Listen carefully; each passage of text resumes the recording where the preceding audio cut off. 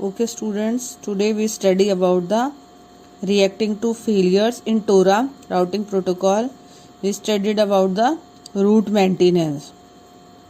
If a link is failure, then in which way the TORA routing protocol maintain the link, maintain the route according to the failures. So we take this example in which this is the example of a directed acyclic graph in which initially we said that the link between the C and D nodes are failure.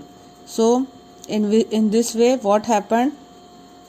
Let link 4 fail at this time. Notice that the other than the destination all nodes still have an outbound link, means other than the destination node, that is X, other than this X node, that is the destination node, all of the node links are still outbound link. Outbound means here you see the link between C and D failure, so all of the links are outbound. Outbound means in the DAG graph the links are in opposite direction. You see that the links are in opposite direction.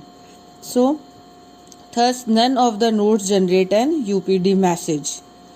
Now the DAG is still okay.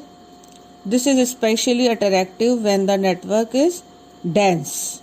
Most nodes have many outbound links. So you see that most nodes, like if the link failure between E and X done, then the node E have the outbound link. Here C and D serves the network route to E, but whenever the link failure, the connection between E to X is failure, then the inbound links of node E as now serve as the outbound links. So in this way the DAG graph work in the case of route failure. So again, let 7 link fail. This is the link 7. If this link will fail, then what happened? What we say? All of the links that is connected inbound links to node E are served as the outbound links. Here C is connected to E, D is connected to E, but in this case the links traversing of the node E is opposite. So in this way these two links are opposites. So this is the outbound links. E generates a new reference level with 1, sets the OID to E and transmits an UPD message. So in this, after that the node E transmits the UPD message. It also reverses the direction of all its inbound links. We already discussed that all of the inbound links are changed into the outbound links. So here the node E, this is the node E, and node C also have some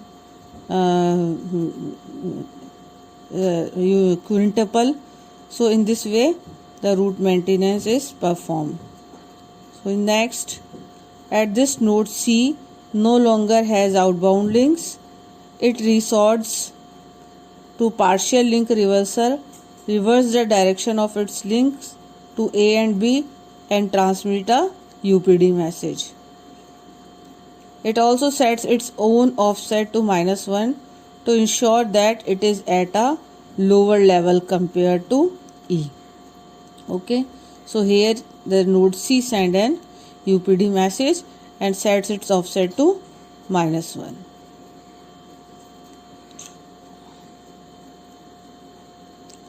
Now the situation repeats at B. The same situation for C is repeated to node B. Okay. After B reverses its links and transmits the update UPD message, this is now a full reversal. Thus it stays at the same level as C. Level of the node B same as C. from the source but indicates the full reversal by flipping Ri. This causes a partial reversal at A, okay, at node A. Finally, an update is generated at node C. DAG is restored.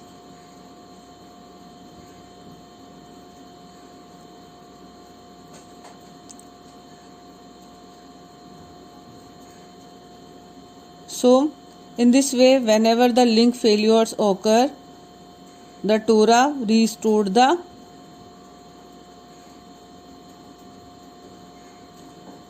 all of the links. Okay. Now let link 5 fail. In the case of if the link 5 fail, this is the 5 link, then this cause a network partition. Okay. This caused the network partition because A, B, C is in another network and this D, E, X and Y is another network. So if this happened, then these two networks are formed. So in this case, ED and Y, ED, Y and X are okay. C has no outbound links. Here we see that C has no outbound links because there is only one outbound link, that is failure. So it creates a new reference level which is 2 and sets the old OID to C and send a UPD message. Okay. Thus causes A to have no outbound links.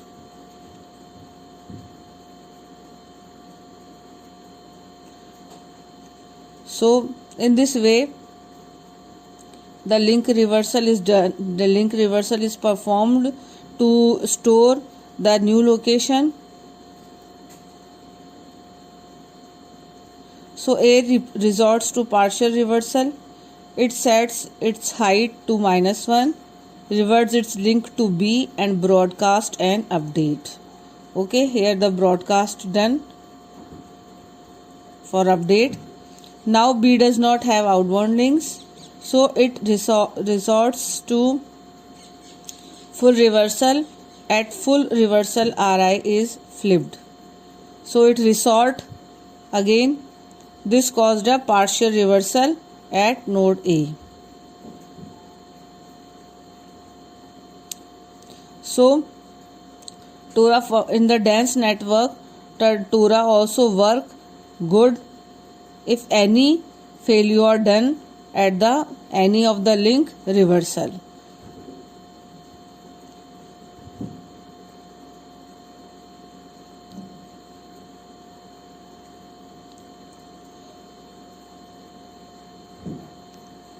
So we can say, let us see what happened.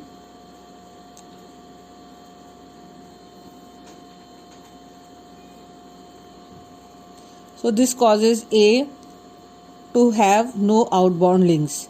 It resorts to partial reversal and it sets its height to -1, reverts its link to B and broadcasts an update. Now B does not have outbound links. So what it can do? It resorts to a full reversal. At full reversal, Ri is flipped. This causes a partial reversal at A. So as UPID message after the partial reversal creates the same situation at C, at node C, this would cause C to realize that there is no path to X.